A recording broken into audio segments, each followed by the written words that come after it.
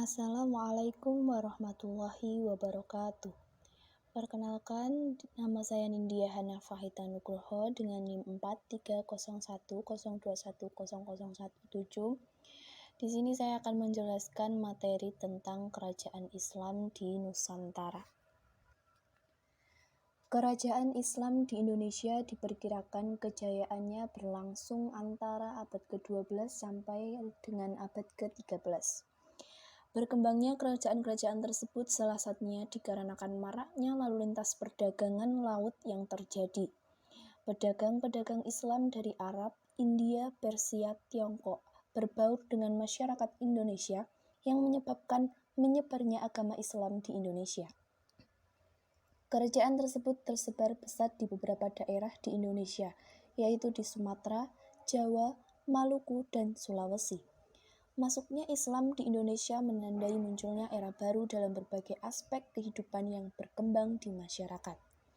Aturan-aturan hidup yang mulai menjadi bagian yang tidak terpisahkan mulai dipraktekkan atau diimplementasikan dalam setiap aspek kehidupan. Aturan-aturan hidup tersebut tidak hanya berkaitan dengan aspek legalitas formal yang bernuansa hukum, melainkan pula nilai-nilai yang terkandung dalam ajaran agama Islam yang terkait dengan aspek kehidupan ekonomi, budaya, sosial, kemasyarakatan, bahkan politik yang menjadi bagian dari bagaimana Islam mendekatkan diri pada masyarakat. Kemudian selanjutnya adalah kerajaan-kerajaan Islam di Nusantara. Yang pertama yaitu Samudra Pasai.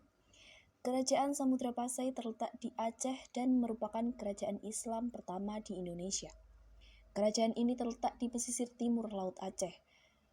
Berdirinya Kesultanan Samudra Pasai belum bisa dipastikan dengan tepat dan masih menjadi perdebatan para ahli sejarah. Namun menurut U.K.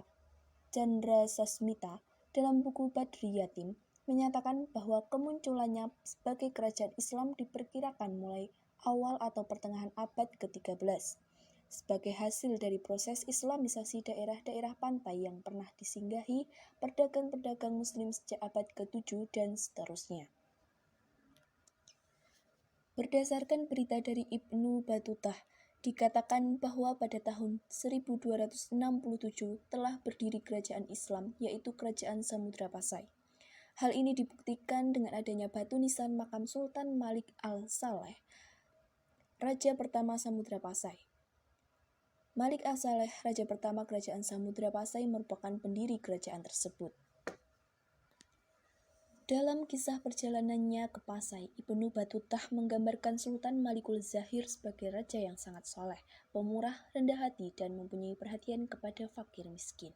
Meskipun ia telah menaklukkan banyak kerajaan, Malikul Zahir tidak pernah bersikap sombong. Kerendahan hatinya itu ditunjukkan sang raja saat menyambut rombongan Ibnu Batutah.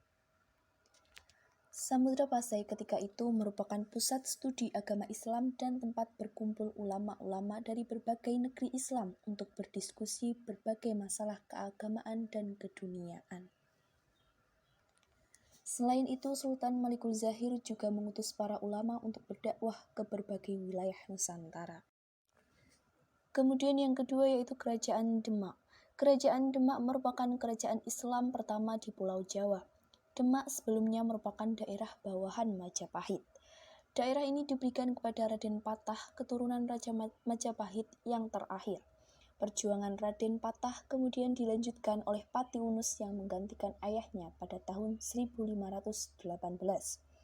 Dalam bidang dakwah Islam dan pengembangannya, Raden Patah mencoba menerapkan hukum Islam dalam berbagai aspek kehidupan.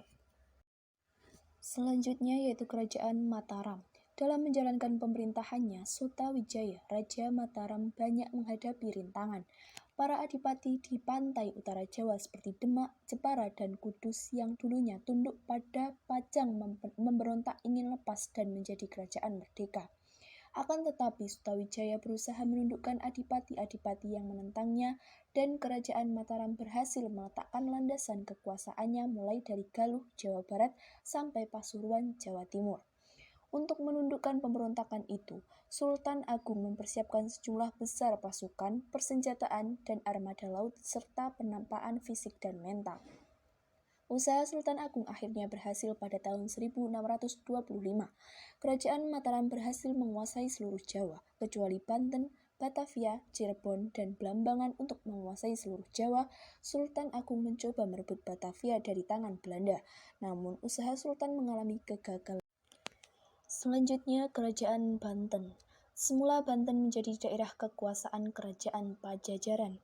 Raja Banten pertama, Sultan Hasanuddin, mangkat pada tahun 1570 dan digantikan oleh putranya, Maulana Yusuf. Sultan Maulana Yusuf memperluas daerah kekuasaannya ke pedalaman.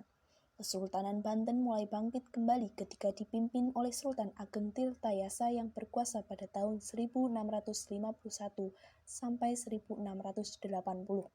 Pada masa Sultan Ageng Tirtayasa, pelabuhan Banten mampu berkembang menjadi pelabuhan ekspor internasional.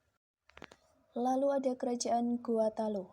Kerajaan Goa Talo adalah kerajaan gabungan antara Kerajaan Goa dan Kerajaan Talo yang dimiliki dua orang bersaudara. Dua kerajaan ini bersatu saat pemerintahan Raja Daeng Matanre Karaeng Tumpara Risi Kalona.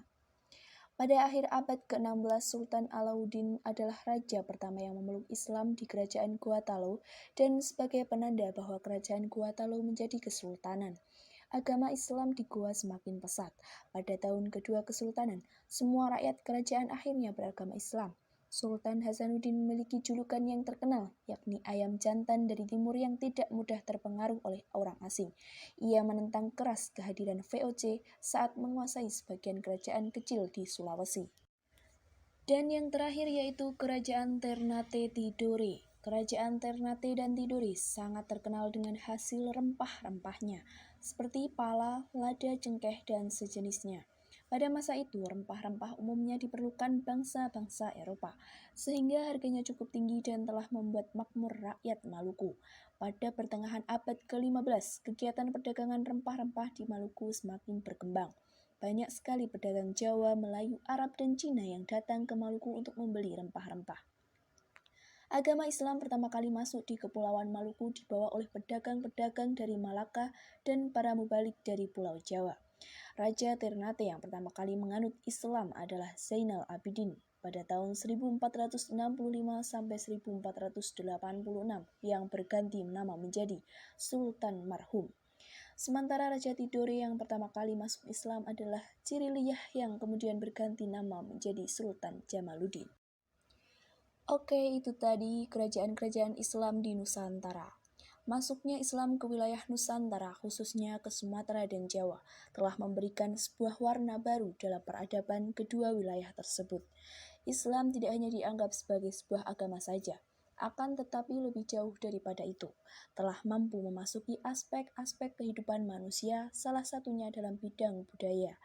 Hal ini menyebabkan akulturasi antara peradaban dengan Islam, dan salah satu hasilnya adalah berupa kerajaan-kerajaan.